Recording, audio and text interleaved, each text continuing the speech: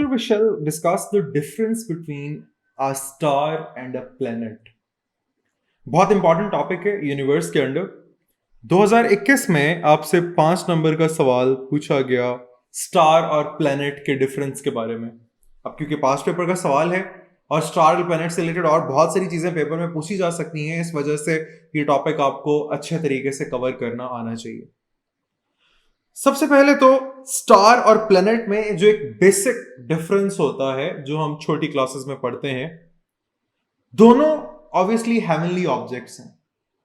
Celestial मतलब heavenly यानी space में इनका वजूद है, लेकिन by definition a star is a celestial object that emits its own light. Star के पास अपनी लाइट होती है और प्लेनेट जो होता है उसके पास अपनी लाइट नहीं होती, जबकि वो स्टार की लाइट को इस्तेमाल कर रहा होता है। जब स्टार की लाइट उसके ऊपर पड़ती है, उसकी सरफेस से रिफ्लेक्ट होती है, तो हम कहते हैं कि वो स्टार की लाइट को इस्तेमाल कर रहा है। तो ये बेसिक डिफरेंस है जो बहुत बेसिक लेवल पे साइंस और नॉन साइंस दोनों बैकग्राउंड के लोगों के लिए अंडरस्टैंड करना आसान है कि इसके पास अपनी लाइट होती है स्टार के पास, और प्लेनेट के पास अपनी लाइट नहीं होती। अब अगला सवाल ये आ जाता है कि स्टार के पास अपनी लाइट आती कहां से है। स्टार की कोर के अंदर बहुत सारी गैसेस होती हैं जो कि फ्यूज हो रही होती हैं, और उनके फ्यूजन की वजह से वहां पे जो रिएक्शंस होते हैं उन रिएक्शन से एनर्जी निकलती है, इलेक्ट्रोमैग्नेटिक रेडिएशंस एमिट होती हैं, यानी लाइट एमिट होती है। इस वजह से स्टार जो है वो अपने फ्यूजन रिएक्शंस की वजह से अपनी लाइट एमिट कर रहा होता है, जबकि प्लैनेट के कोर के अंदर इस तरह के कोई फ्यूजन रिएक्शंस नहीं होते, जिस वजह से प्लैनेट अपनी लाइट खुद एमिट नहीं करता बल्कि वो स्टार की लाइट को इस्तेमाल कर रहा होता है। अब ये तो एक बेसिक डिफरेंस था। अब अगर स्टार के बारे में डिटेल से बात कर ली जाए, star is an astronomical object. Astronomical मतलब एस्ट्रोनॉमी से ताल्लुक है, स्पेस के अंदर एक ऑब्जेक्ट है, कंसिस्टिंग ऑफ ल्यूमिनस स्फीयरॉइड। ल्यूमिनस का वर्ड जो है इसका मतलब होता है जो चमकता हो। ल्यूमिनस स्टैंड्स फॉर लाइट, यानी एक ऐसा ऑब्जेक्ट जो कि लाइट एमिट करता हो। और स्फीरॉइड, अच्छा यहां देखिएगा स्फीरॉइड और स्फीयर में फर्क क्या होता है। ये जो शेप है, this is a particular perfect sphere, बिल्कुल हर तरफ से एक जैसा, जिसका एक फिक्स रेडियस होता है। जबकि स्फीरॉइड इस तरह का दिखता है, यानी वो थोड़ा सा यूं पिंच्ड होता है। स्फीयर की तरह बिल्कुल गोल नहीं होता, वो थोड़ा सा यूं pressed, just like earth. Earth is a spheroid not a sphere, ठीक है। इस तरीके से एक स्फीरॉइड आपके पास, star is a luminous spheroid. ये एक ऐसा स्फीरॉइड है जो कि चमक रहा होता है, अपनी लाइट एमिट करता है, ऑफ प्लाज्मा।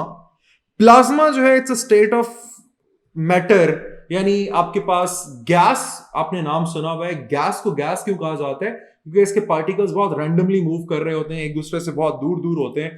प्लाज्मा जो है वो इससे भी ज्यादा गैसोस फॉर्म में से भी ज्यादा उसके पार्टिकल्स जो होते हैं वो रैंडम मोशन में होते हैं, और ये उससे भी ज्यादा डिस्टेंस के ऊपर होते हैं, और ये बिल्कुल अनस्टेबल फॉर्म ऑफ मैटर है। तो star is a luminous spheroid of plasma held together by its own gravity. अब अपनी ही ग्रेविटी की वजह से ये शेप बरकरार रखे हुए है। ये हमने देखा था कि जब बिग बैंग हुआ, बिग बैंग के बाद छोटे छोटे पार्टिकल्स बने, प्रोटॉन्स, न्यूट्रॉन्स, इलेक्ट्रॉन्स, फिर वो ग्रेविटी की वजह से करीब आए, एटम बने, एलिमेंट बने। तो बेसिकली ये अपनी ही ग्रेविटी की वजह से अपने आप को इस शेप में होल्ड किए हुए होता है। जमीन के सबसे करीब जो सितारा है उसे सूरज कहा जाता है। हमारा सोलर सिस्टम का जो सन है दैट इज अ स्टार, और वो, अच्छा सूरज और सितारे, हम अक्सर दो अलग अलग टर्म्स इस्तेमाल करते हैं अपने सिलेबस में। जब हम उर्दू की बात कर रहे होते हैं तो हम सूरज, चांद, सितारे, तीन अलग अलग टर्म्स हम इस्तेमाल कर लेते हैं, जबकि सूरज is a star, our sun is a star.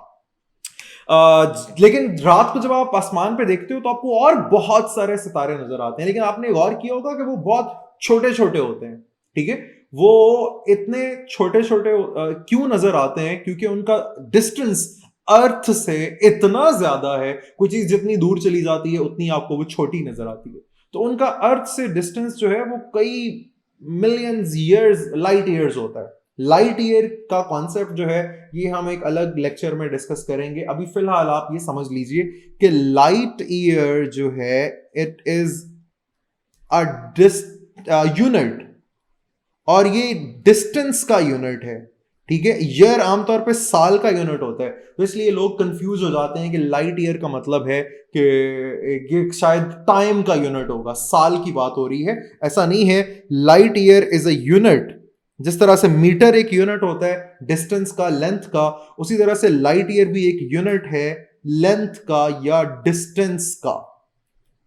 और ये कौन सा डिस्टेंस है जो कि लाइट एक साल में ट्रैवल करती है, ये याद रख लीजिए। हम इसके बारे में कुछ न्यूमेरिक वैल्यूज भी देखेंगे जब हम इसके स्पेसिफिक लेक्चर पे जाएंगे, लेकिन अभी के लिए आप इतना ज़हन में रख लीजिए कि लाइट ईयर, सबसे पहली बात, ईयर जो होता है, सिंपल ईयर जो होता है एक साल, वो टाइम को रिप्रेजेंट करता है। लेकिन लाइट ईयर टाइम का यूनिट नहीं है। मैं बार बार इसलिए बता रहा हूं ताकि ईयर से कंफ्यूज नहीं हो जाना।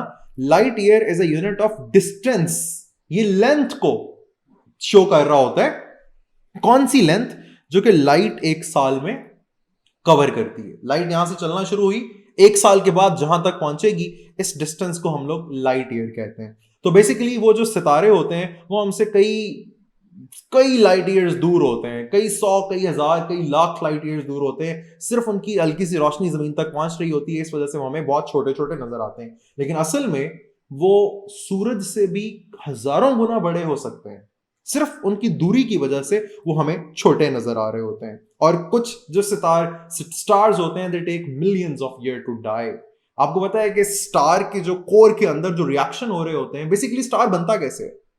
स्टार जो है वो एटमॉस्फेयर में मौजूद डस्ट, गैसेस और छोटे छोटे पार्टिकल्स, इनको जब ग्रेविटी की वजह से ये इकट्ठे होते हैं, एक दूसरे के करीब आते हैं, फिर टर्बुलेंस जो होती है स्पेस के अंदर, उनकी वजह से जब ये मिलते हैं आपस में, तो इनके मिलने से ये जो गैसेस होती हैं ये कोर के अंदर बंद हो जाती हैं और वहां पे ये फ्यूजन रिएक्शन स्टार्ट कर देती हैं। तो इनके इस तरह से स्पेस के अंदर जो डस्ट पार्टिकल्स हैं, जो गैसेस हैं, जो दूसरे पार्टिकल्स हैं, ये सारे मिलते हैं और मिलके स्टार बनाते हैं। अगर इसके कोर में रिएक्शन स्टार्ट हो जाए तो ये अपनी लाइट प्रोड्यूस करना शुरू कर देता है और हम इसको फिर स्टार का नाम देते हैं। स्टार जो होते हैं ये, अगर तो स्टार बहुत हैवी है, जिस तरह हमने ब्लैक होल को डिस्कस करते हुए बात की थी, if a star is really very much heavy, compact enough कि वो मरने के बाद, डाई होने के बाद वो ब्लैक होल क्रिएट कर देगा। लेकिन अगर स्टार जो है वो छोटा है, जिस तरह हमारे सूरज की बात कर लें, that is smaller in size as compare to the other stars, that is smaller in size, और उसके एटमॉस्फेयर जो है, उसके इर्द गिर्द का माहौल जो है वो ऐसा नहीं है कि वो उसको ब्लैक होल में कन्वर्ट कर सके, तो फिर वो मरने के बाद या डेथ के बाद वाइट ड्वार्फ में कन्वर्ट हो जाता है। और जब स्टार की डेथ की बात हो रही होती है तो इसका मतलब ये नहीं कि वो जिस तरह इंसान मरते हैं वो मर जाता है। स्टार की डेथ का मतलब ये है कि उसके कोर में न्यूक्लियर फ्यूल खत्म हो जाता है, ठीक है। और जब फ्यूल खत्म हो जाता है तो अब मजीद जलाने के लिए कुछ बचा नहीं, मजीद रिएक्शंस उसके जो है वो उस तरह के नहीं होंगे और उसके बाद स्टार की डेथ हो जाएगी, वो खत्म हो जाएगा और वो वाइट ड्वार्फ या ब्लैक होल में कन्वर्ट हो जाएगा। स्टार के डिफरेंट कलर होते हैं। हमें आमतौर पे स्टार जो है ज्यादातर येलो ही नजर आते हैं, येलो या समटाइम्स हमें व्हाइट नजर आते हैं।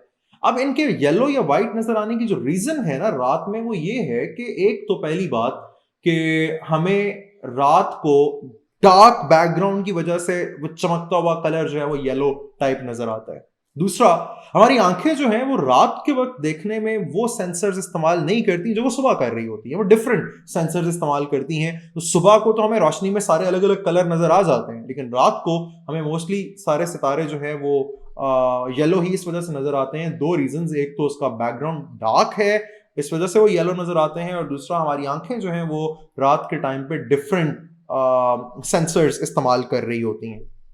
अच्छा, एक बड़ा इंपॉर्टेंट मजे का कॉन्सेप्ट है, hottest stars tend to be blue and coolest stars tend to be red।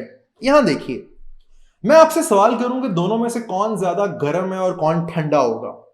अब साइंस बैकग्राउंड के लोगों को तो शायद पता हो इस बात का, लेकिन नॉन साइंस बैकग्राउंड के लोग जो हैं उनके लिए इसे मुझे बड़ा डिटेल में एक्सप्लेन मैं कर रहा हूं उनके लिए। देखो, आप अक्सर अगर आपसे पूछूं मैं दोनों तस्वीरें दिखा के कौन गर्म है कौन ठंडा है, तो चांसेस हैं कि ज्यादातर लोग कहेंगे ये नीला वाला जो है ये कूल है, दिस इज कोल्ड वन, और जो रेड वाला है दिस इज हॉट वन। क्योंकि हम आमतौर पे रेड को ज्यादा हॉट कंसिडर करते हैं और ब्लू को कोल्ड इस्तेमाल करते हैं, लेकिन दिस इज क्वाइट ऑपोजिट। ये बिल्कुल गलत है, ऐसा नहीं है, बल्कि ये जो ब्लू वाला स्टार है, this is hotter then the red one. Red one is cooled, it is cooler than the blue one.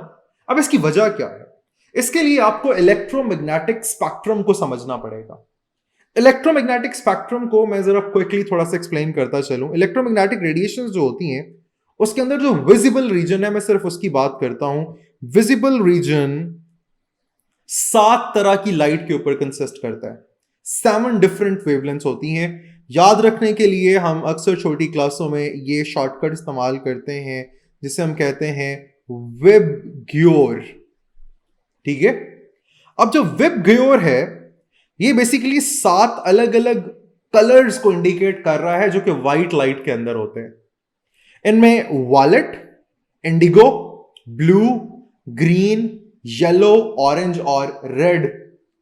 अब अगर इनके एनर्जी की बात की जाए कलर वाइज, अगर आप रेड से वायलेट की तरफ आओगे तो एनर्जी बढ़ती जाएगी, और अगर आप वॉलेट से रेड की तरफ जाओगे तो एनर्जी कम होती जाएगी. सबसे पहली बात कि इस तरफ आते हुए एनर्जी कम होगी और रेड से वॉलेट की तरफ आते हुए एनर्जी बढ़ती जाएगी. नंबर 2, एनर्जी के साथ साथ वेवलेंथ का एक कॉन्सेप्ट आता है. अब वेवलेंथ का कॉन्सेप्ट अगर आपको आइडिया है थोड़ा बहुत इस बारे में तो आप समझते होंगे, अगर नहीं भी है तो आप सिर्फ एनर्जी को लेके इसे ध्यान में रख सकते हो. वेवलेंथ का एनर्जी के साथ इनवर्स रिलेशन होता है. एनर्जी बढ़ेगी मतलब वेवलेंथ कम होगी, और वेवलेंथ कम होने का मतलब यह है कि एनर्जी बढ़ रही है. और दूसरे हैंड पे अगर एनर्जी कम होगी तो वेवलेंथ बढ़ेगी. तो अगर आप इन कलर्स की बात करो, इनमें से सबसे ज्यादा वेवलेंथ जो है वो होती है रेड कलर की. यहां पे सबसे ज्यादा वेवलेंथ होगी रेड कलर की, और ज्यादा वेवलेंथ होने का मतलब इट कैन ट्रेवल फार. इस वजह से आमतौर पे जो गाड़ियों की ब्रेक लाइट होती है वो लाल रखी जाती है कि एक तो इसकी एनर्जी कम है, दूसरा इसकी वेवलेंथ ज्यादा है, तो ये दूर डिस्टेंस तक, वेवलेंथ ज्यादा होने की वजह से दूर तक ये नजर आ जाएगी. जबकि वॉलेट जो है विजिबल रीजन में इसकी एनर्जी सबसे ज्यादा है और इसकी वेवलेंथ सबसे कम है. लेकिन हमारी आंखें जो है वो इस तरह से सेंस करती हैं, वो इंडिगो और वॉलेट को ज्यादा सेंस नहीं कर पाती. हमारी आंखें जो हैं वो ब्लू और रेड के दरमियान ज्यादा सेंसिटिव हैं, यानी हाई एनर्जी चीज उसको ब्लू तक बड़ी क्लियर नजर आएगी. तो इस वजह से जो ज्यादा एनर्जी वाली चीजें होती हैं वो हमें ब्लूइश नजर आती हैं, और जो लो एनर्जी चीजें होती हैं वो रेड नजर आती हैं. तो अब ये आपने दोबारा कभी भी ये गलती नहीं करनी. Red does not stand for hot. Red colour का मतलब होता है कम एनर्जी, ज्यादा वेवलेंथ. तो जो कम टेम्परेचर वाला स्टार होता है that appears to be red, जबकि जो हॉटर वन जिसका टेम्परेचर ज्यादा होता है that appears to be blue और व्हाइट ब्लू टाइप कलर आपको नजर आ रहा होता है. अब एक और चीज यहां पे, stars are born within the clouds. ये हमने बात की कि क्लाउड्स के अंदर जो डस्ट होती है, डस्ट और गैसेस इन सब के मिलने से ये बन रहा होता है. अच्छा, एक और मजे का कॉन्सेप्ट आपके साथ यहां पे शेयर करता हूं. आपने ट्विंकलिंग ऑफ स्टार के बारे में सुना होगा. Twinkle twinkle little star. Twinkling का मतलब क्या होता है? वो जो जगमग करते हैं. बेसिकली स्टार जगमग करते ही नहीं है. इस तरीके से आपको रात को जो स्टार जगमग करते हुए नजर आते हैं, ये बेसिकली जगमग नहीं कर रहे होते, ये ट्विंकल नहीं कर रहे होते. फिर ऐसा क्यों होता है कि हमें कभी कभी वो ट्विंकलिंग नजर आते हैं, कभी कभी हमें उसकी लाइट कम कभी ज्यादा नजर आती है? तो इसकी वजह जरा देखिएगा. ये बड़ा इंपॉर्टेंट क्वेश्चन बन सकता है. Why does a star twinkle, या twinkling of stars is due to, explain the phenomena. तो आपको ये फिनोमेना एक्सप्लेन करना पड़ेगा. तो यहां पे गौर से ये चीज समझ लीजिएगा कि twinkling of the stars is due to density of the atmosphere. ठीक है. स्टार से लाइट जब जमीन तक आनी है तो जाहिर सी बात है कि वो सीधी जमीन तक तो नहीं आ जानी. बीच में एटमॉस्फेयर है. एटमॉस्फेयर का मतलब है there are layers of gases, layers of dust, बहुत सारी चीजें हमारी अर्थ को सराउंड किए हुए हैं. तो जब एक स्टार से रोशनी जमीन तक आ रही होती है तो बेसिकली जो क्लाउड्स हैं जब वो मूव कर रहे होते हैं, या डिफरेंट जगह से जब वो मूव करते, गैस का जो आपके पास एक लेयर है वो जो मूव कर रही होती है उसकी डेंसिटी कहीं ज्यादा है कहीं कम है. हम यहाँ पे फॉर एग्जांपल, अगर यहाँ पे मैं आपको प्लॉट ही करके दिखा दूं, फॉर एग्जांपल ये क्लाउड्स हैं और इस जगह पे क्लाउड्स की डेंसिटी जो है वो थोड़ी ज्यादा है, जबकि इस जगह पे क्लाउड्स की डेंसिटी कम है. अब जब लाइट आएगी एक स्टार से हम तक, तो जो लाइट यहां से गुजरनी है इधर से, इस जगह से, अब आप देखो ये ज्यादा थिक लेयर्स ऑफ क्लाउड में से गुजरती हुई आ रही है। अब जब ज्यादा थिक लेयर्स में से गुजरती हुई आएगी तो यहां पे स्कैटरिंग बढ़ जाएगी, यानी बहुत सारी लाइट इधर उधर पार्टिकल से टकरा के निकल जाएगी, हम तक बहुत कम लाइट पहुंचेगी, हम तक लो लाइट पहुंचेगी यहां पे, तो हम कहेंगे कि वो तारा कम चमक रहा है। रादर जो लाइट हमसे डायरेक्ट यहां से गुजर के आ रही है इस जगह से, तो हम देखेंगे कि इधर तो डेंसिटी बहुत कम थी, इस वजह से डेंसिटी कम होने की वजह से ज्यादा लाइट हम तक पहुंच गई, कम स्कैटर हुई, तो इस जगह पे जो स्टार है it will be highly glowing. तो आपको इस वजह से जब वो बादल यूं मूव करते हैं डेंसिटी ऑफ क्लाउड्स और डेंसिटी ऑफ एटमॉस्फेयर की वजह से, आपको सितारा कभी कम कभी ज्यादा चमकता हुआ नजर आता है। लेकिन अब आपको पता होना चाहिए कि सितारा स्टार जो है उसकी लाइट बेसिकली कम ज्यादा नहीं होती, उसकी कम ज्यादा होने की वजह सिर्फ जो दरमियान में बादल आ गए हैं या जो दरमियान में गैसेस आ गई हैं उनकी थिकनेस के ऊपर डिपेंड कर रहा होता है कि हम तक कितनी लाइट इसकी पहुंच रही है। तो this is why the stars twinkle. दूसरी बड़ी इंपॉर्टेंट बात कि स्टार खुद मूव नहीं करते, स्टार स्टैटिक होते हैं अगर आप उनको उनके सोलर सिस्टम के रेफरेंस से देखोगे। लेकिन अगर आप उनको गैलेक्सी और फिर गैलेक्सी को in reference two cluster of galaxies देखोगे तो ओवरऑल आपको मूव करते हुए नजर आएंगे। लेकिन अपने सोलर सिस्टम के हिसाब से जो स्टार होते हैं वो मूव नहीं कर रहे होते, बल्कि वो उनके अराउंड प्लैनेट्स जो हैं वो मूव कर रहे होते हैं। अच्छा, एक तो ये हो गया यहाँ पे बड़ा ट्विंकलिंग वाला कॉन्सेप्ट हमारा। एक और बड़ा इंपॉर्टेंट मजे का कॉन्सेप्ट है, आपके साथ यहाँ पे शेयर किए देता हूं। हमें आसमान दिन में नीला और रात को लाल क्यों नजर आता है, इसकी बड़ी एक मजे की वजह है, और वो भी इससे मिलती जुलती है। Scattering of light is the reason. असल में सूरज से आने वाली जो लाइट है that is basically white light, हम सबको पता है। और व्हाइट लाइट जो है उसमें 7 अलग अलग वेवलेंथ्स होती हैं, जिस तरह मैंने अभी बताया, VIBGYOR, wallet, Indigo, blue, green, yellow, orange, red, ये 7 वेवलेंथ्स होती हैं व्हाइट लाइट के अंदर। तो सूरज से आने वाली लाइट जो है उसके अंदर भी ये 7 वेवलेंथ्स होंगी। अब होता यह है, दरअसल सुबह को हमें आसमान नीला इसलिए नजर आता है कि ये फॉर एग्जाम्पल है अर्थ। सपोज कीजिए ये अर्थ है और अर्थ के ऊपर ये यहां पे है जी दूर कहीं पे सन, ये सन है। सन से जो लाइट आनी है, अब जाहिर सी बात है कि ये भी एटमॉस्फेयर से गुजर के आनी है, क्लाउड्स हैं रास्ते में, डेंसिटी वेरी कर रही है, बीच में लेयर्स हैं गैसेस की, बीच में लेयर है डस्ट की। तो जब ये लाइट पड़ती है, जैसे मैंने एक लेक्चर में बताया पिछले लेक्चर में कि लाइट जो है दैट कंसिस्ट ऑफ फोटॉन्स, और फोटॉन्स जो हैं दे आर मटेरियल पार्टिकल। जब एक पार्टिकल दूसरे पार्टिकल से टकराता है तो टकराने से डायरेक्शन बदल जाती है, ठीक है। तो जब करोड़ों अरबों फोटॉन्स सन से अर्थ तक आ रहे होते हैं तो बीच में जो छोटे छोटे पार्टिकल्स, डस्ट पार्टिकल्स होते हैं, उनसे टकरा के वो स्कैटर होते हैं। अब स्कैटरिंग डिपेंड करती है वेवलेंथ के ऊपर। अब जिसकी वेवलेंथ जितनी ज्यादा होगी वो उतना ज्यादा स्कैटर होगा, यानी रेड की वेवलेंथ सबसे ज्यादा है तो वो सबसे ज्यादा स्कैटर होगी, और ब्लू की वेवलेंथ हमारे विजिबल रीजन में, मैंने कहा था हमारी आंखें जो है वो ब्लू से रेड तक ज्यादा सेंस करती हैं, तो ब्लू की जो वेवलेंथ है वो कम है, वो कम स्कैटर होगा, उसकी एनर्जी ज्यादा है, वो सीधा घुस के नीचे आ जाएगा। तो होता असल में ये है, दिन के टाइम पे मैं जमीन के ऊपर यहां पे खड़ा हुआ हूं, लेट्स से मैं इधर हूं, ठीक है। थोड़ा सा मैं इस तरफ करके ड्रॉ करता हूं समझने के लिए, जरा ज्यादा आसान हो जाएगा। मैं दिन के टाइम पे मैं जमीन के ऊपर यहां पे रहता हूं, सूरज से जो व्हाइट लाइट आ रही है सुबह के वक्त, क्या होता है कि जो ब्लू है वो कम स्कैटर हो रही होती है और सीधी मुझ तक यहां पहुंच जाती है इधर, जबकि जो रेड है वो ज्यादा स्कैटर होने की वजह से यहां से निकलती है और वो स्कैटर होकर कहीं दूर निकल जाती है। तो सुबह के वक्त मैं जहां पे मौजूद हूं जमीन के ऊपर, वहां पे क्योंकि ब्लू ज्यादा स्कैटर होकर आ रही है, इसलिए मुझे आसमान पूरा नीला नीला नजर आ रहा है, क्योंकि मुझे तो वो नजर आना है जो मेरी आंखों में रोशनी जानी है, और आंखों में ब्लू लाइट जा रही है तो मुझे नीला नीला नजर आएगा। फिर शाम को लाल क्यों हो जाता है? आपको पता है जमीन घूम रही है, जमीन सिर्फ सूरज के गिर्द नहीं घूम रही, जमीन अपने एक्सिस के अराउंड भी घूम रही है, और घूमते घूमते क्या होता है कि शाम होते होते जमीन घूम के मैं यहां की बजाय यहां तक पहुंच चुका होता हूं। 24 घंटे में एक चक्कर पूरा करती है ना जमीन, तो मैं घूम के यहां आ चुका होता हूं। अब मैं उस रीजन में आ गया हूं जहां पे रेड स्कैटर होके जा रही थी, तो इस वजह से शामें अक्सर लाल लाल दिखाई देती हैं। शाम को आसमान अक्सर रेडिश दिखाई देता है, जबकि सुबह के वक्त वो नीला दिखाई देता है। उसकी वजह ये नहीं होती कि सुबह को सूरज नीली रोशनी छोड़ रहा है, शाम को लाल रोशनी छोड़ रहा है। इसकी वजह सिर्फ ये है कि घूमते घूमते हम उस रीजन में पहुंच जाते हैं शाम तक जहां पे लाल लाइट स्कैटर होके जा रही है।